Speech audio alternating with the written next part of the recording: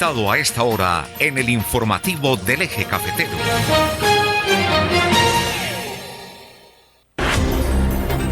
Son las 8 de la mañana y a esta hora el invitado es el doctor Carlos Julio González Villa. Él es psicólogo clínico, senador de la República de Colombia por el Partido Cambio Radical. Doctor Carlos Julio, un placer saludarlo a esta hora de la mañana. Buenos días, ¿cómo está? Muy buenos días, un saludo muy especial para todos y cada uno de ustedes. ¿Cómo amanece la capital del país? ¿Cómo está ese clima? ¿Cómo está ese ambiente en Bogotá a esta hora? Gris, nublado y con la expectativa de qué va a suceder hoy en este momento polarizado y tan complejo que vive la nación y en donde el centro, por supuesto, es Bogotá, debido a lo que se espera sea la discusión sobre la reforma laboral en la Comisión Séptima del Senado y las movilizaciones que simultáneamente se darán en esta agitación social que vivimos.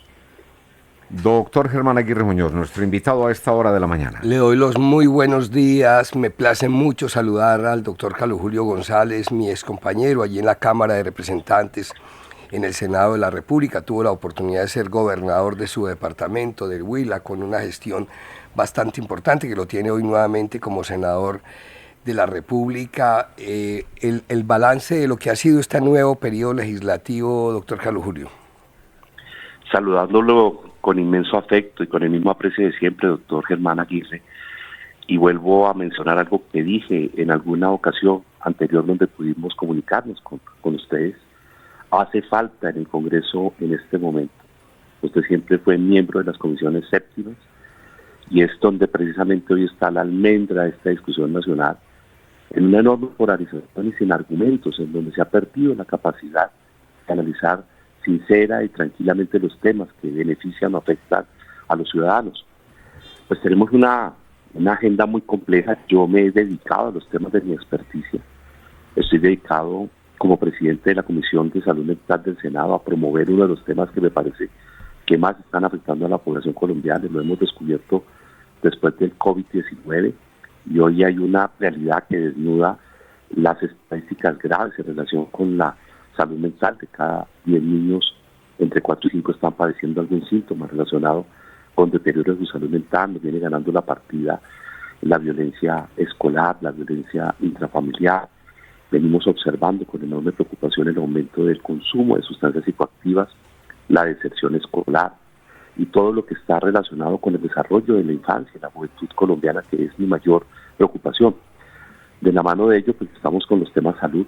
Hay una crisis enorme en el modelo, la hemos venido advirtiendo.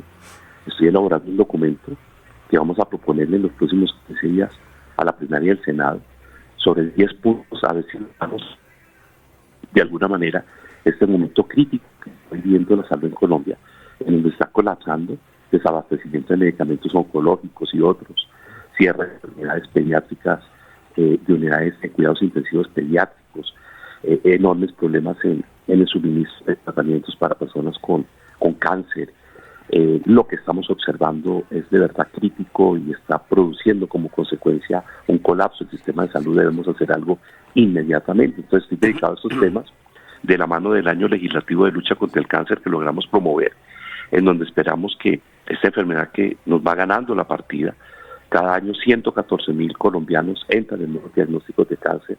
Hoy ya son cerca de 500,000 personas las que están viviendo, padeciendo y enfrentando diferentes diagnósticos de cáncer. Muchos de ellos eran prevenibles, anticipables o tratables, posiblemente tratables con mayor capacidad de éxito si se hubieran detectado a tiempo. Por eso estamos dedicados al diagnóstico temprano, al autoexamen, a los diagnósticos oportunos y a los tratamientos inmediatos en materia de cáncer y otros temas relacionados con educación. A propósito, apreciado doctor Germán, sobre una entrevista que ustedes muy amablemente me hicieron el año anterior relacionado con el proyecto de educación emocional que introduce en Colombia la educación emocional como una de las alternativas para ser factor protector de tantos problemas de la juventud en la infancia colombiana. Le falta un debate en la plenaria de la Cámara para convertirse en ley de la República. Así que avanzamos con la agenda que a mí me corresponde, siendo foros, audiencias, trabajando con universidades en una alianza seria y juiciosa que está dando resultados en esta agenda, pero que es casi invisible ante la coyuntura y ante la polarización que tiene el país, que lamentablemente están los temas de hoy, pero no en los temas profundos y en los temas del mañana, sobre todo para la infancia y la juventud. Doctor Carlos Julio González, usted como buen psicólogo pues se ha dado la tarea y pues eso lo tiene también como presidente de la Comisión de Salud Mental del Senado de la República. Hablemos un poco de este proyecto que llama mucho la atención, un proyecto de ley para regular las neurociencias y las neurotecnologías. ¿Cómo es esta iniciativa? ¿Cómo es este proyecto? Pues le voy a comentar una incidencia acerca de cómo nació este proyecto de ley sobre lo que se denomina neuroderechos. Un hijo mío en su momento, estudiante de la Universidad de los Andes, me habla sobre un profesor que precisamente venía trabajando en temas relacionados con el grupo de análisis de datos y protección de datos desde el punto de vista del derecho. Y me dice que el profesor está interesado por mi perfil profesional en hablar conmigo sobre algo que se denominaban o se denominan neuroderechos. Es algo muy nuevo, realmente nace en el 2023 y es algo en lo que pocos países latinoamericanos han avanzado. Tal vez solamente Chile, que logró incorporarlo en su constitución, apenas con un principio enumerativo, y México y Brasil, que inician también el trabajo en esta materia. Cuando conozco al profesor Nelson Remolina de la Universidad de los Andes, arrancamos a trabajar inmediatamente con la rectora actual de la Universidad de Rosario, la doctora Ana Gómez, y con la doctora Diana Bernal, que es la directora de la maestría de Bioderecho y Bioética de dicha universidad, y mi equipo de trabajo, y empecé a comprender el alcance de lo que tiene que ver con esto que llaman los neuroderechos. Finalmente, estamos hablando de lo que está sucediendo hoy en estos inmensos avances de la tecnología y de las neurociencias, que es la capacidad, que cada vez avanza más, para registrar, interpretar e intervenir la actividad cerebral en sus diversas mediciones, electrofísicas y electroquímicas. Y esto tiene que ver con un dato que surge de esas mediciones y que es único en cada cerebro. Se denomina el neurodato. Es como una huella dactilar en cada ser humano. Los datos que cada uno de nosotros tiene son muy individuales y son también, nos describen en la diferencia humana. Estos neurodatos empiezan a acumularse y empiezan a volverse en datos sensibles, ultrasensibles, y tienen que ver con la ausencia que tenemos nosotros todos acerca del potencial que tienen. Pueden ser comercializados, podrían tener fines de lucro, podrían utilizarse para fines diferentes a los que hasta hoy se han utilizado en general, que son los usos médicos y que han tenido muy buenos resultados. Entonces nuestro proyecto de ley intenta promover la investigación científica, pero con énfasis en salud, para enfermedades psiquiátricas y neurológicas, también neurodegenerativas, como el Alzheimer, el Parkinson, la epilepsia y otras, en donde queremos seguir avanzando para proteger. Pero también estamos conscientes de que el uso abusivo o el uso no previsible de esta investigación con fines comerciales, lucrativos y de otra índole podría tener consecuencias sobre la privacidad, la intimidad, la integridad y la protección de esos datos cerebrales de cada uno. Entonces nos estamos anticipando a lo que se viene para generar unos nuevos derechos que son derechos emergentes, con la capacidad de comprender que esos avances científicos también van de la mano con la posibilidad de que se nos pueda manipular desde ese conocimiento de esos datos nuestros y podamos tener enormes dificultades en donde se empiece a comercializar o a lucrar inadecuada y abusivamente sobre ese conocimiento cerebral de cada uno de nosotros. Lo que le estoy entendiendo, senador Carlos Julio González, es que así como nosotros en nuestros dedos tenemos una huella dactilar, esa huella dactilar también existe en el cerebro que puede medir de cierta forma nuestra actividad cerebral. ¿Es eso exactamente? Exactamente. Y al medir, interpretar e incluso intervenir, como ya se está haciendo, a través de diversos dispositivos, desde las neurotecnologías. Hoy, Neuralink es un dispositivo implantado que ya está en este momento siendo trabajado en un paciente con tetraplegia, en donde básicamente hay una interfase entre el pensamiento y el movimiento. Esto es alucinante lo que ya se vino, y ya fue implantado en ese paciente a través de 64 hilos ultrasensibles que están implantados en su cerebro. Esto tiene un fin médico loable y deseable, y por supuesto que lo acompañamos. El problema va a ser cuando los fines no sean médicos. Ya lo estamos viendo a través de cascos y otro tipo de dispositivos, lo ve uno a través de la realidad aumentada, lo ve uno en otro tipo de actividades que tienen que ver con actividades recreativas y de otra índole, en donde cuando ya ese conocimiento sobre el cerebro humano, esa posibilidad de modificar el funcionamiento cerebral, modificar su funcionamiento eléctrico y bioquímico o electrofísico, tenga otro tipo de fines y otro tipo de propósitos, alterando incluso la identidad de ese ser, que es único, como usted bien lo dice, es su huella dactilar, su propio funcionamiento cerebral. Sí, es decir, lo que no es posible es leerle, por ejemplo, la mente a las personas. No, pero sí puede, a través de estos mecanismos, estos dispositivos, empezar a hacer inferencias, como ya lo hace la inteligencia artificial. Usted hoy coge un dispositivo en una plataforma, cualquiera que sea, y se detiene un segundo más en, por ejemplo, imágenes que estén relacionadas con vivienda o interés, o temas ambientales, o temas de farándula, o temas estéticos, y observa cómo cada vez le van saliendo más ese tipo de temas y lo inundan inclusive, porque los algoritmos inferir sobre esa actividad ya es emocional y comportamental, es cognitiva, y empiezan a inferir precisamente a partir de esa inteligencia artificial cuáles son sus gustos, cuáles son sus preferencias, qué cosas lo emocionan. Esto desde la inteligencia artificial. Ahora imagínese cuando esto se mezcla con el verdadero conocimiento interno de cómo funciona cada cerebro, cómo funciona a través de su actividad eléctrica, electrofísica y bioquímica. Entonces lo que estamos previendo es que hacia el futuro tenemos unos enormes riesgos de abuso de ese conocimiento que desde la ciencia se está hoy prodigando para otros usos y para otros fines que no sean estrictamente los de la salud. Estoy leyendo acá por internet, doctor González, que los humanos no pueden leer literalmente las mentes de los demás, pero pueden crear modelos mentales para intuir efectivamente los pensamientos y sentimientos de las personas. Claro.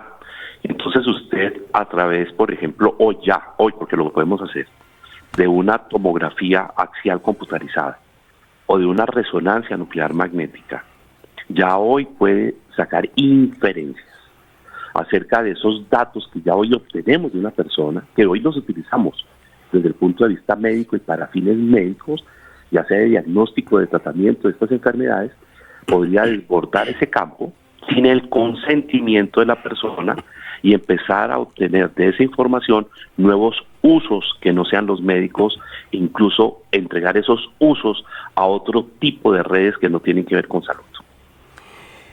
También dice, el cerebro utiliza un complejo extremado de circuitos para leer, ubicados en mayoría en el hemisferio izquierdo. El proceso de lectura comienza en el lóbulo occipital, área encargada de reconocer los estímulos visuales como las caras y las formas. Esto unido a la inteligencia artificial, a lo que se ha investigado, a los avances de la tecnología, ¿cómo describirlo? Exactamente, y su claridad es perfecta para explicar esto.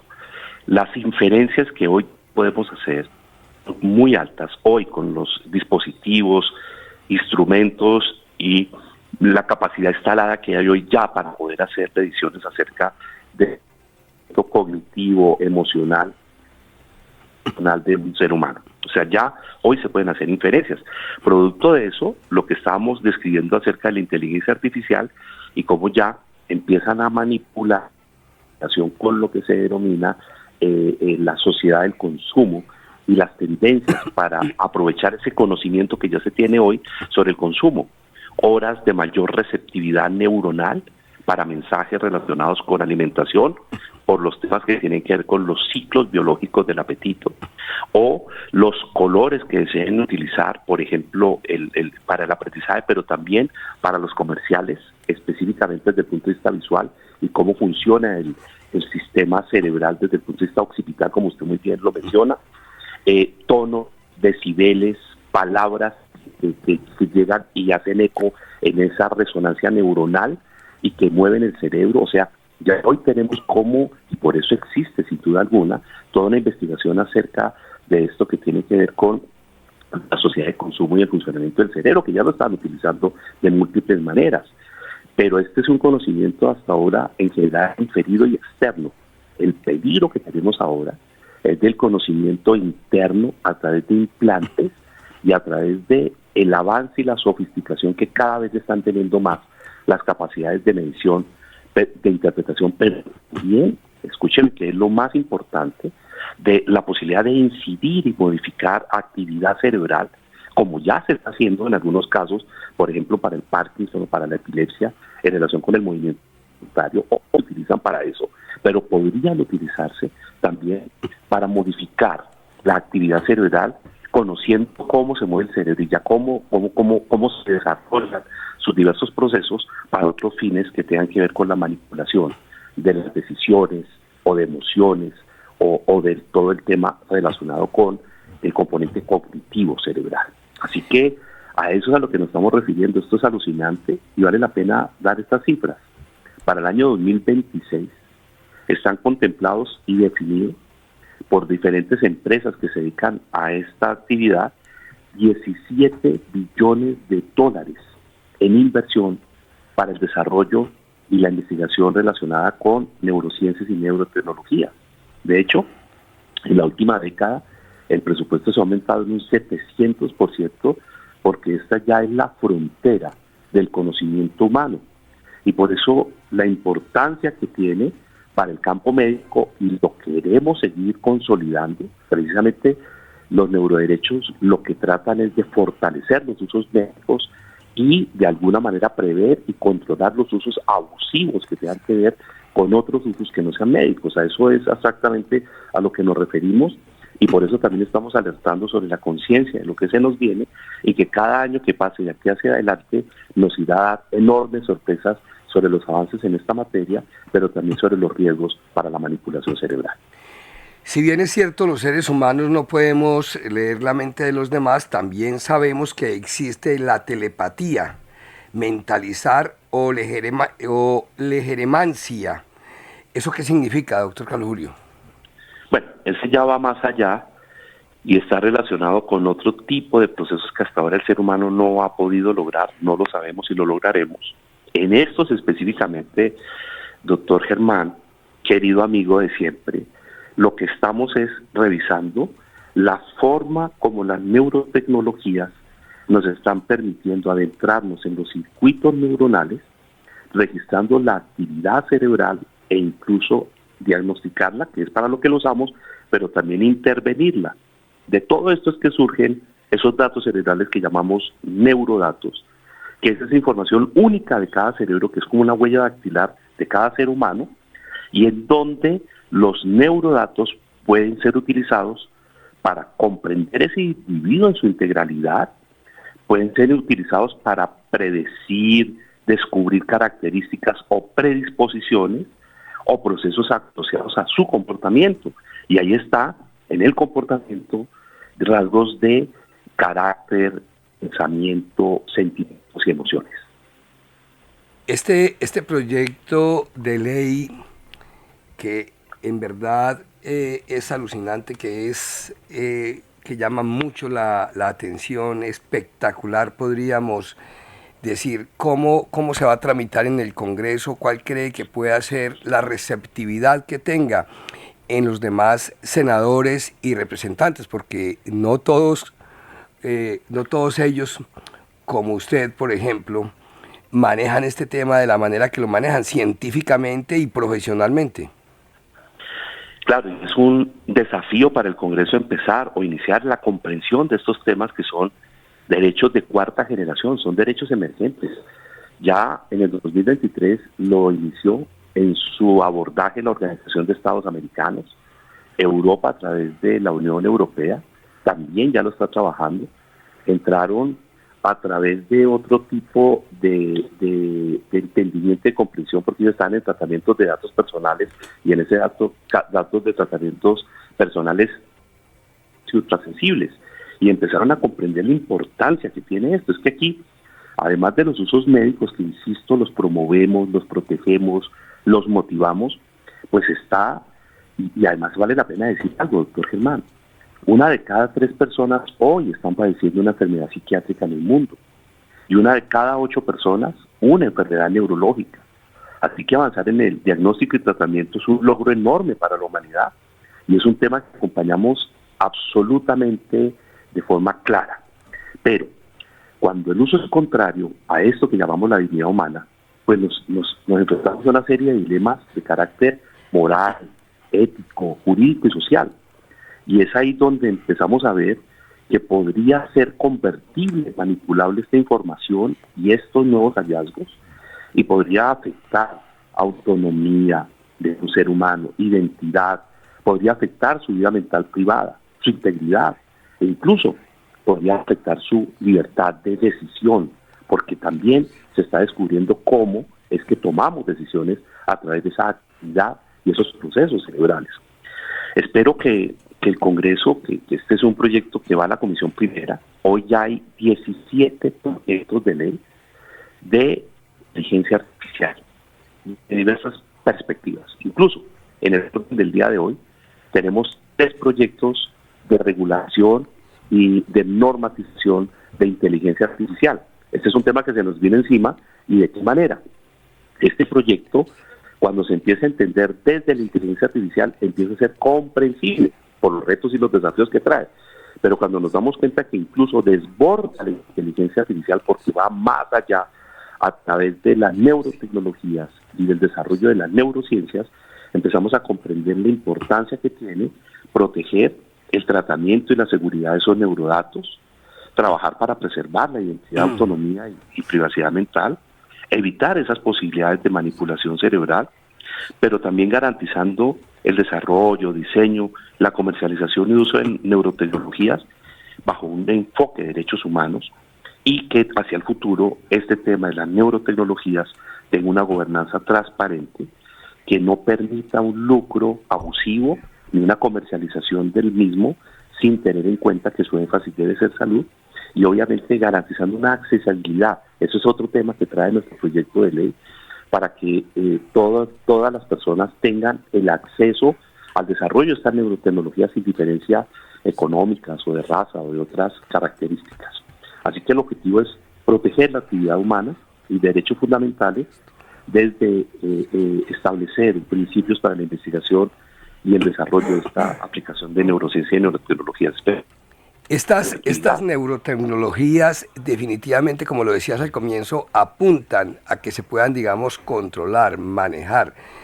Ya me dirás si de pronto llegar a sanar enfermedades como el Alzheimer, el Parkinson, la epilepsia o otros tipos de trastornos psicológicos, mentales. A eso es lo que apunta directamente esta investigación. Exactamente, doctor Germán. Exactamente interpretado, a eso apunta. Seguir desarrollando enfermedades. Bueno, pero queremos una repercusión de dignidad humana que no afecte el derecho a nuestra identidad, que no altere en los de otra naturaleza, que ayuda a decir le pedimos el favor, a ver si se ubica un poquito mejor, que acabamos de perder un poquito la señal. Hay una interferencia. Ahí, ¿qué tal, doctor? Está bien. Entonces, decía que se permita el derecho a mantener nuestra propia identidad cerebral natural, que el uso sea médico y que los otros usos sean controlados bajo los principios de la dignidad humana, de la no manipulación y de no el control a nuestra identidad natural. Por aquí lo están saludando, dice Anderson González Herrera. Dice doctor Carlos Julio, excelente médico y senador, saludos desde el departamento del Huila. Lo están saludando desde el Huila, doctor. Donde está su fanaticada principal. Hombre, saludos a mi departamento y nuevamente una enorme gratitud por la confianza que siempre han tenido para representarnos. Aquí estamos tratando de hacer la tarea. No lo quiero dejar ir sin preguntarle, ¿continúa en el Senado de la República? Estamos haciendo el esfuerzo para continuar. Nos parece que esta línea de trabajo que tenemos en mejorar la educación colombiana, en introducir educación emocional para mejorar los factores de salud mental y controlar, mejorar factores de riesgo en salud mental, controlar consumo de sustancias psicoactivas, ofrecer alternativas para un mejor desarrollo de nuestra infancia, en nuestra juventud, escuelas de padres, formación de docentes, que es otro proyecto de ley que estamos tramitando en este momento, formación de los maestros de Colombia, sobre todo en estos retos del desarrollo humano del siglo XXI, de las nuevas tecnologías, de la inteligencia artificial, todo lo que se nos viene, el trabajo que estamos haciendo en materia de cáncer, epilepsia, síndrome de Down, enfermedades que afectan a tantos colombianos y que estamos trabajando de una manera tan seria y tan juiciosa, no solo con proyectos de ley, sino también con visibilidad y con política pública. Pronto estará entregando el Ministerio de Salud la actualización de la política pública en salud mental, y ahí tenemos temas muy importantes relacionados también con discapacidad. Tenemos una comisión de discapacidad, una comisión de inteligencia artificial y una comisión de salud mental, que son los retos y los desafíos de la nueva legislación. Entonces estamos trabajando fuertemente en estos temas de educación, de salud, de desarrollo humano, de juventud, de familia, de infancia, pues son los temas que estamos trabajando y pues ahí estamos tratando de continuar, apreciado doctor Germán. ¿Y cuándo lo vamos a tener por acá, por el eje cafetero? Pues si usted me invita, estaré muy pronto porque tengo en deuda. Cordialmente invitado, porque hay tantas personas interesadas en estos temas que usted ha venido manejando en el Congreso de la República y con su experiencia, digamos, allí como gobernador del departamento del Huila, con todo lo que ha sido el ejercicio de su profesión. Le quiero contar algo y se lo voy a contar al aire. En alguna ocasión, Álvaro, el doctor Carlos Julio y yo hicimos parte del Parlamento Andino con el senador Héctor Elí Rojas. Alguna vez, recuerda, Carlos Julio, estuvimos en una cena y los dos me preguntaron que si yo extrañaba mucho el Congreso de la República. Les dije que no. Pues déjeme decirle que en estos días lo he extrañado el Congreso por esas discusiones de la reforma laboral, de la reforma a la salud, lo que sería una reforma pensional, porque son temas en los que yo creo que aportamos bastante en esas discusiones. Y hoy, donde el país está inmerso en un problema, en una crisis grande, es que la crisis laboral es latente, es evidente, y la reforma laboral la he estado mirando y definitivamente, claro, a quien está en este momento en un empleo formal, pues puede tener algunos beneficios, pero ¿qué pasa con casi el 60% de la informalidad? Esa reforma laboral, ¿qué cree que va a pasar el día de hoy? Muy complejo y es la tercera vez que lo menciono en una entrevista anterior, al inicio de esta conversación hoy y en este momento. Personas como usted, doctor Germán Aguirre, reposado, un hombre con criterio, con un carácter formado y definido bajo el análisis y con una enorme sensibilidad social, porque la conocí y vi su preocupación social, no solo por su departamento Risaralda, sino por el país. Conocí sus posiciones desde la Comisión Séptima, tanto de la Cámara como del Senado. Son las voces que hacen falta en este momento en el Congreso. Voces sociales que interpreten una nación que no se puede polarizar a través del discurso vacío, sino que realmente haga un análisis serio sobre lo que ocurre, está ocurriendo y sobre lo que podemos aportar. Yo vengo insistiendo al ministro de Salud que hagamos un acuerdo nacional por la salud de los colombianos, que esto no es un tema partidista ni podría tener ventajas o réditos electorales. De por medio está la vida, está el sufrimiento, está el dolor y la muerte. Si no le prestamos atención a lo que está pasando en materia de salud, por eso su voz está haciendo tanta falta en el Senado de la República.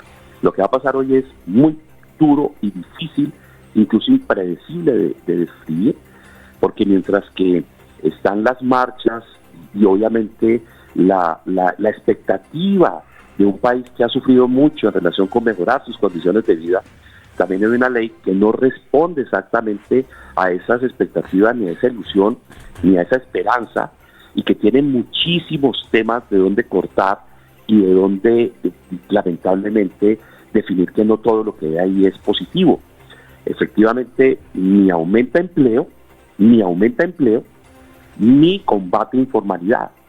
lamentablemente. Ahora, si nos preguntan si estamos de acuerdo con que reconozcamos la jornada nocturna y con que compensemos al trabajador por sus horas extras, festivos y dominicales, yo personalmente debo decir que sí, pero es que ese es un solo punto de más de 60 puntos que tiene la reforma laboral, y en muchos de ellos no compartimos una visión que lamentablemente no mejora ni produce ni empleo ni disminuye informalidad.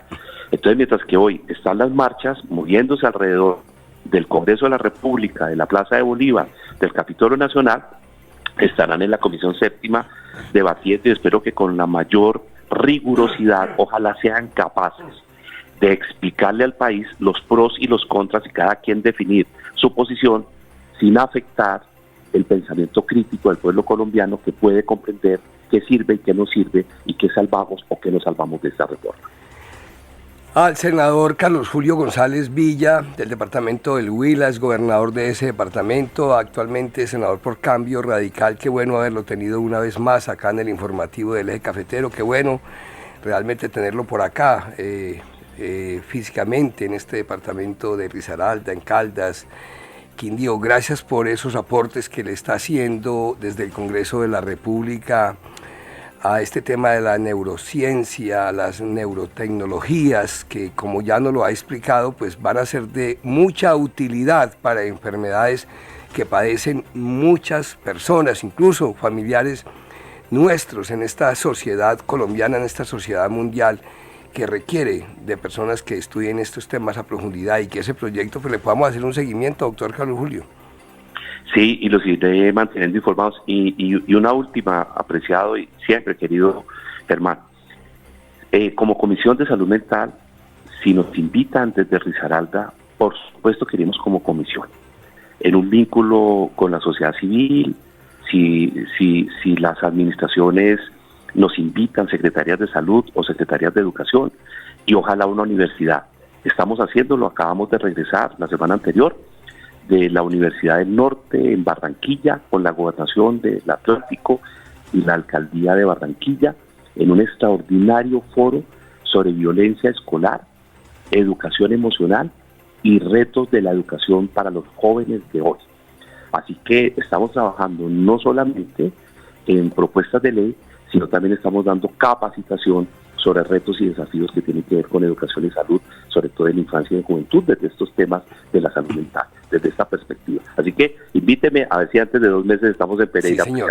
Sí, señor. Un fuerte abrazo, muchas bendiciones. Me alegra mucho para saludarlo. Todos. Un buen día para todos. Muchas gracias. Carlos Julio González Villa, que es senador de la República de Colombia por el partido Cambio Radical. Un feliz día para usted. Muchas gracias para todos. Ya, bueno, por acá saludo también para el doctor Carlos Cano López, conectado con el informativo del Eje Cafetero en redes sociales, 8 de la mañana.